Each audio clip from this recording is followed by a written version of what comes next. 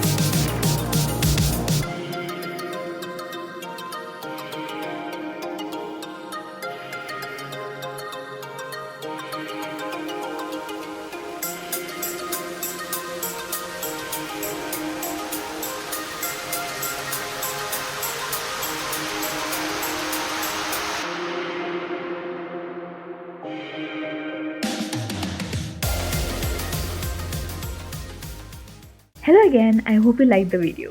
If yes, then do give a thumbs up. And also, if you are new to the channel, do click on the red subscribe button below and also hit the bell icon so that you get to know whenever I upload new videos. Thank you for watching and I'll see you in the next video. Bye.